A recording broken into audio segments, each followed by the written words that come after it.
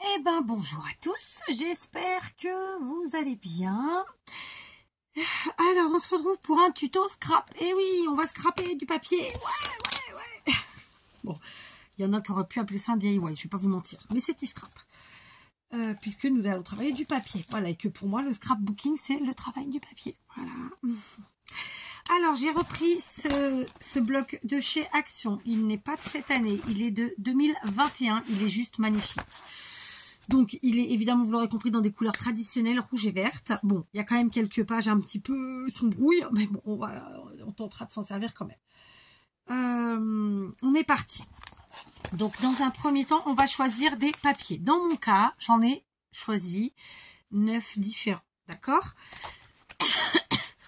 Je vais en faire qu'un seul avec vous. Attendez, parce que du coup, de toute façon, en même temps... Voilà quoi. Bon, on va essayer d'incruster celui-là. Allez, il est foncé. On va y arriver. Donc, vous choisissez 9 papiers. Et vous allez faire 9 fois ce qu'on va faire maintenant. À savoir. Donc, moi, je vais découper. Alors, il y a quand même un sens puisqu'il y a les cannes, les petits bonbons là. Donc, on va couper à 10,5. Ah, du coup, j'ai abîmé mon papier en le décrochant. 10,5. On va découper un morceau, j'insiste, hein, de 10,5 par 14,8. Ok? Et on va faire ça le nombre de fois que nécessaire, mais vraiment à chaque fois, il faut que le papier soit différent. C'est ce qui va faire le charme de notre créa. Donc, pour ma part, j'en ai 9. Mais à la fin de la vidéo, on en reparlera si j'oublie pas.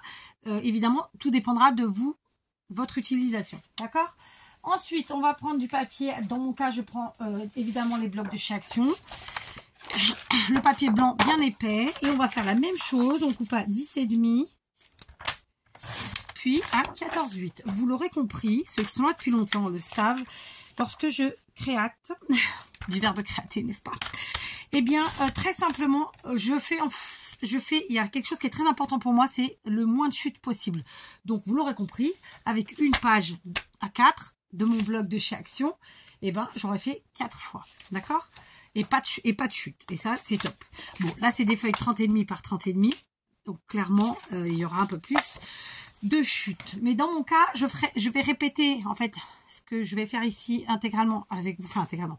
La création totale, je vais la répéter à plusieurs fois. Donc, je réutiliserai les mêmes papiers, en fait, très simplement. Donc, voilà. Ça, vous le faites en plusieurs fois. Moi, je vous dis, j'en ai 9. D'accord? Sauf que comme j'ai déjà avancé ma créa, je ne vous montre pas tout de suite. Je prends de la all purpose. Et là, moi, je suis sur la fin de mes all purpose. Donc, je les termine. C'est pas la partie la plus marrante de finir les bouteilles comment dire, de colle. Parce que ça coule. Parce que l'odeur est plus forte, il me semble. Etc. Mais bon, il faut les finir, on gaspille pas. D'accord? Donc, voilà. Je mets de la colle. J'en mets pas mal. Ok. Et ensuite, comme d'habitude, j'étale. Si vous avez le petit appareil, faites avec le petit appareil. J'ai le petit appareil, mais je fais avec mon doigt. C'est comme ça, qu'est-ce que vous voulez, on se refait pas. Là. Tac. Et puis, bien sûr, hop, voilà. Et bien, tout simplement, je viens coller mon morceau à motif sur mon papier blanc. Voilà. Vous voyez, jusque-là, rien de compliqué. D'ailleurs, c'est une création qui n'est pas compliquée. Comme toujours. Je fais rien de compliqué. Ou alors, si par malheur, un jour, je fais un truc compliqué, je vais le décomposer en plusieurs étapes. Je vais le faire en plusieurs fois. Ce qui fait que ça passera crème. Voilà. Je simplifie au maximum toujours les choses. Je déteste la complication. C'est bon. On se complique casser la vie. Après, peut-être qu'il y a des gens qui n'ont pas de vie. Du coup, elle ne peut pas être compliquée, forcément. Pardon. Hein. Mais du coup, voilà. Moi, j'aime les choses simples. Vraiment, vraiment, vraiment. Donc, je me simplifie au max les trucs. Donc, j'étale bien. Je gomme si j'ai un peu de colle qui dégouline. Et voilà. Jusque-là, rien de compliqué. Maintenant, je vais prendre une règle et un crayon papier. Et je vais placer ma règle, en fait, perpendiculaire au bas. Je vais vous dire pourquoi. Parce que ma règle, elle fait à peu près 4 cm d'épaisseur. Et c'est ce qui me convient. Du coup, je gagne du temps en faisant ça. Bien sûr, on se sert de son quadrillage, sinon. Et tout va bien. Donc, 4 cm. Je sais que ça fait 10,5 de large. D'accord. Donc, je suis à 4 cm du bord, d'ici, de ce bord-là, du bas. Et je vais venir faire un petit point au milieu. Donc, ça fait que je suis à, comme je vous l'ai dit, 4 du bord. Et je suis à peu près 5,25 des côtés. Et je fais une petite croix comme ça. D'accord? Un point en vérité. De là, je vais relier comme ça au côté opposé. Comme ça. D'accord? Ensuite, je vais aller en haut. En haut, là, je vais me servir de mon quadrillage au plus possible. D'accord? Et toujours de ma règle. Et je vais placer 2 points à 1 cm du bord, que ce soit du haut comme du bas. D'accord? Donc, à peu près. Voilà. Voilà. On a fait le plus dur. Non, j'exagère. C'est pas le plus dur. Voilà. Donc là, on est à 4 cm du haut et ensuite au milieu de notre largeur. Ici, on a 1 cm de chaque côté. Ok? Vraiment, il n'y a pas plus simple. Ensuite, je prends mes ciseaux. Je viens couper le triangle que j'ai créé au crayon papier. Voilà.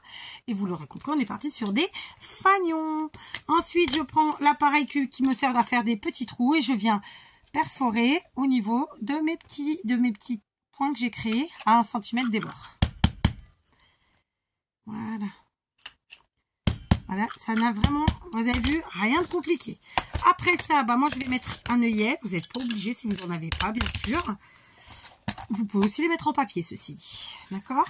Voilà, donc je prends des œillets dorés parce que c'est ceux que j'ai en plus grande quantité. C'est pour, voilà. C'est un jour, j'étais passée dans un magasin chinois ici au Portugal. Et en fait, c'était un magasin qui fermait. Ça arrive pas souvent, hein, les magasins chinois qui ferment, je vous le dis tout de suite. Et du coup, elle avait mis toutes ces boîtes d'œillets à, je crois que c'était 50 centimes, un truc comme ça. Donc, j'avais absolument acheté tout ce qu'il y avait. C'est pas compliqué, parce que des œillets, en plus à l'époque, c'était difficile d'en trouver ici au Portugal. Maintenant, j'arrive à commander sur Temu. Voilà, c'est pas ma couleur favorite, hein, on est d'accord, c'est foncé.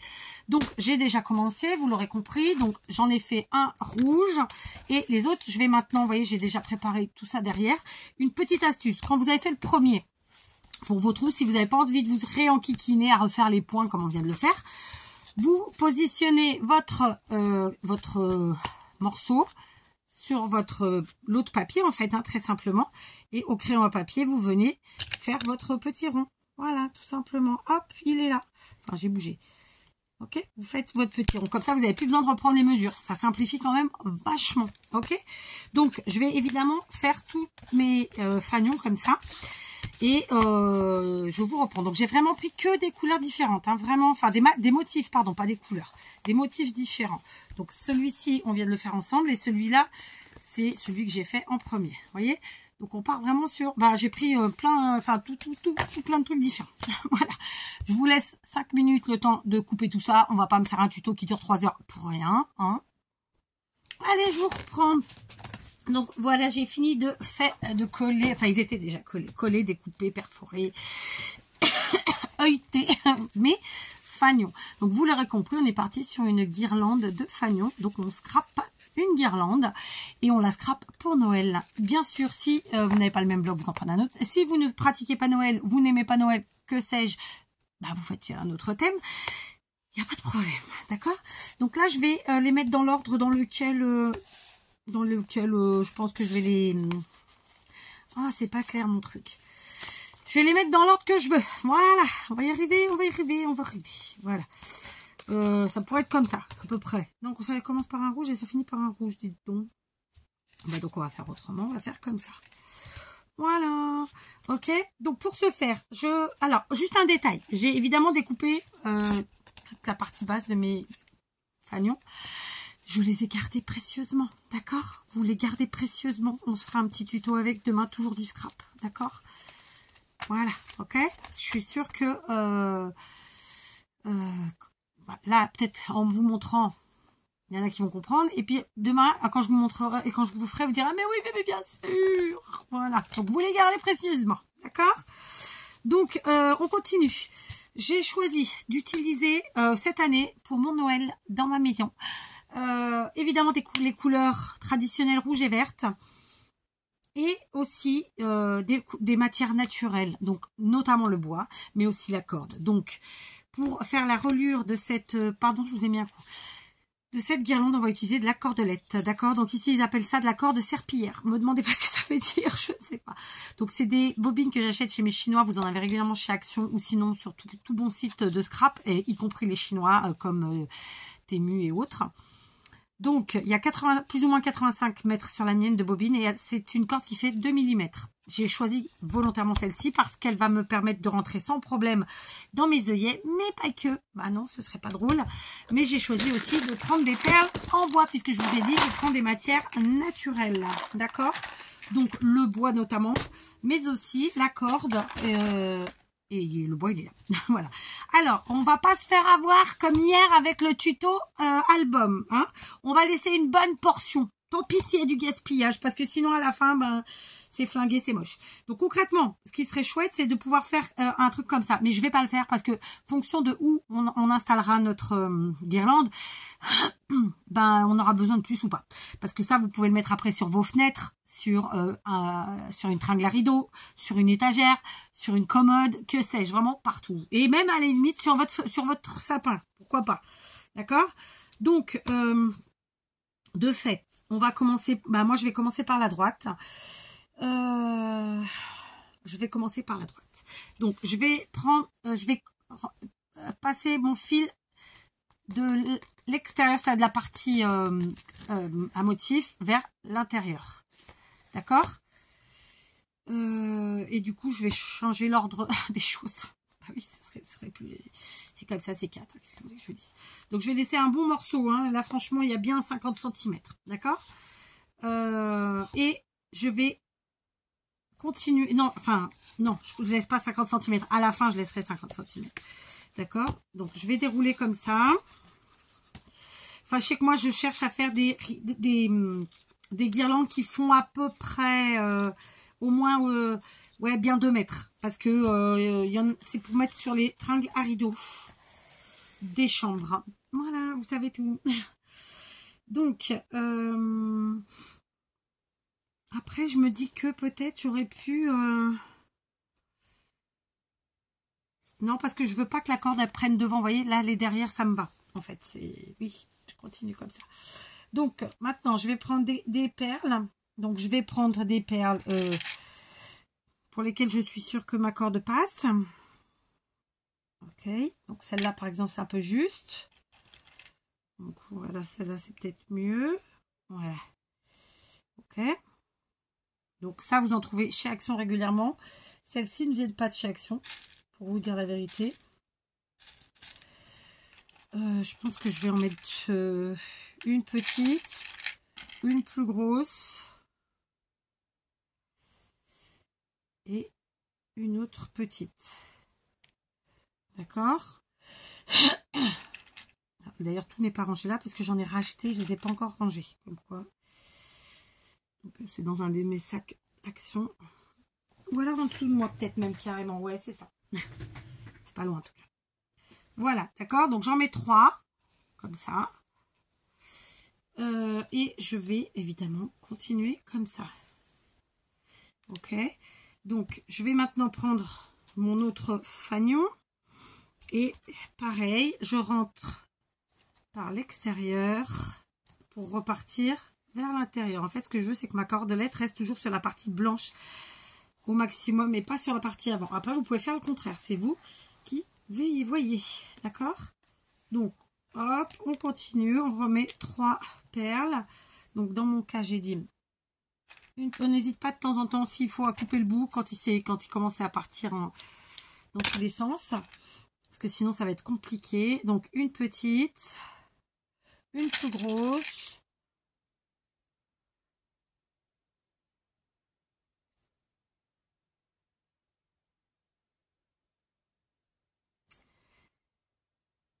Parfois, il faut aussi pas hésiter à agrandir un chouïa le trou si on a besoin avec une grosse aiguille. Hein. Bon.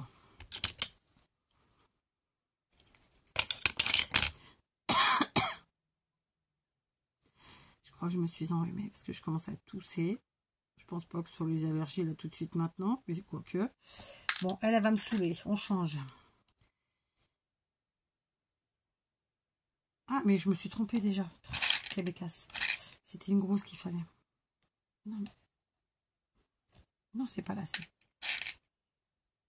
Ah si, pourtant. C'est marrant parce qu'elle est beaucoup plus grosse celle-là. Oui, c'est pas là, c'est bien ce que je pensais, c'était là. Je me trompais. Je me trompais de taille.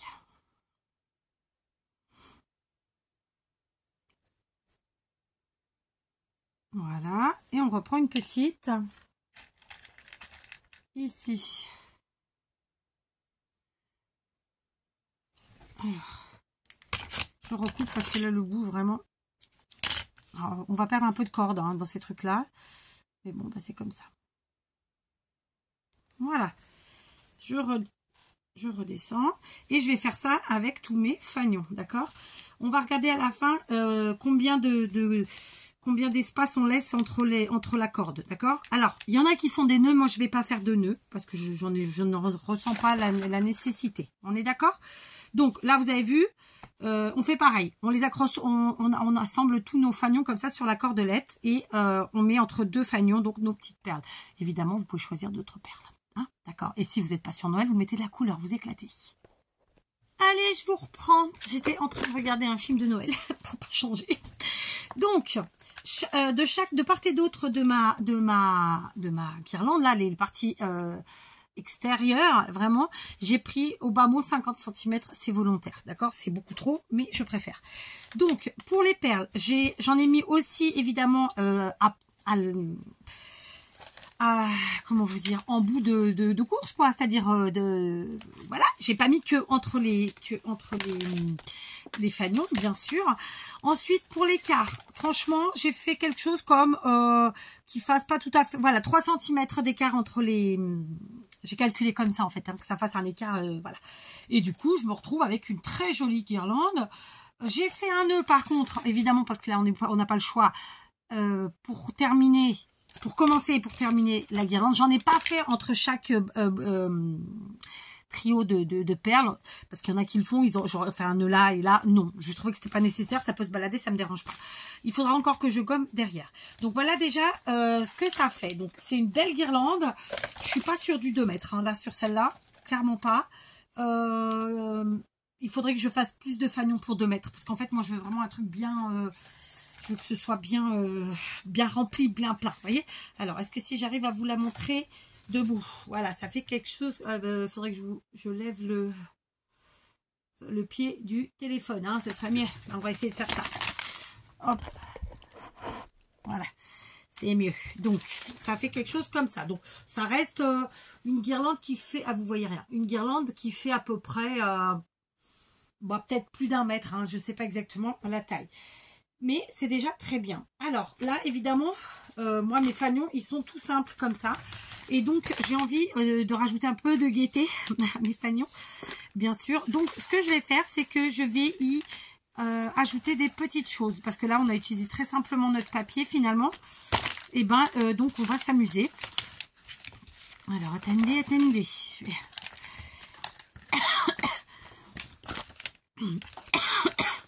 ouais, je sais pas. Donc voilà, on va mettre comme ça. Hop, hop, tac. Et voilà. Donc là, j'ai tous mes fanions. Et donc, sur les fanions, je vais faire... je vais ajouter des petites choses. Donc, soit je vais ajouter des petits sujets en bois comme celui-ci. Alors, soit en mode pendouille. Et dans ce cas, je l'accroche directement derrière avec la corde qui est derrière. Je vous montre. Parce que j'aime bien l'effet de pendouillage. Vous voyez, le truc pas fixé, pile poil, machin chose. Donc là, par exemple, c'est un morceau que j'avais coupé de la mienne, là. Je vais le passer ici. Évidemment, c'est ce qui est tombé. Tac. Voilà, je vais faire ça. D'accord. Je viens fixer sur ma cordelette. J'étais en train de réfléchir maintenant. Alors, je fixe, je fais un nœud.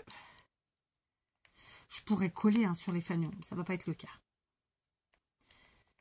Voilà. vous n'oublierez pas. Et puis, du coup, il faudra que je mette un peu de scotch à l'arrière, peut-être sur la cordelette. Alors, attendez, on va le faire. Ok. Parce que, en fait, le but du jeu, c'est que ça pendouille, mais pas que ça revienne devant. Donc là, hop, on pose le scotch. Je l'avais, hein. Je l'avais. Je l'ai sorti il y a 2 secondes de chez moi. Alors, vous pouvez faire avec de la colle chaude aussi. Ouais, je vous disais, vous pouvez mettre un point de colle chaude. Moi, je vais me contenter de maintenir avec un petit bout de scotch transparent. Ça me va très bien. Ok, je maintiens comme ça. Et comme ça, ça pendouille devant. Mais j'ai pas la cordelette de derrière qui vient. Ok, on donne un peu de vie en fait à tout ça. Donc là, par exemple, j'ai mis un sujet en bois. Je vais en remettre d'autres. J'en ai pas mal, hein, donc on va s'amuser. Je vais prendre un sapin. Pareil, vous pouvez vintagiser les bords avec de l'encre. Dans mon cas, je ne vais pas vous mentir, je ne vais pas le faire aujourd'hui avec vous parce que malheureusement, il est déjà trop tard et j'ai plus le temps.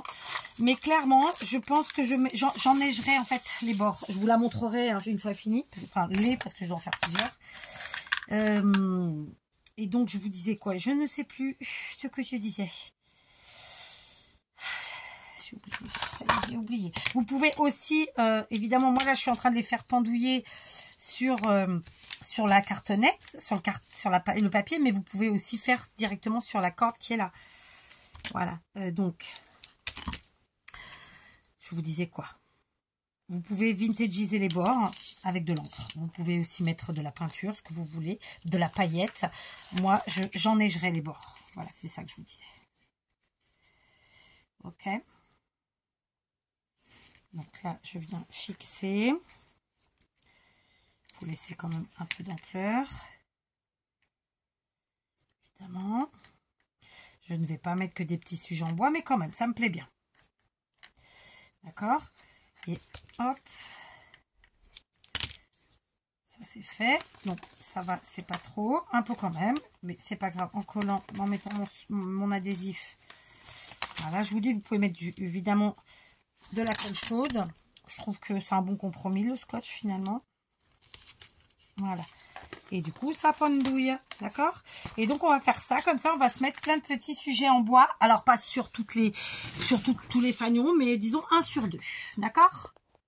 Voilà, j'ai donc mis un petit sujet en bois, un fanion sur 2. Vu que j'ai dit 9 fanions, ça me fait...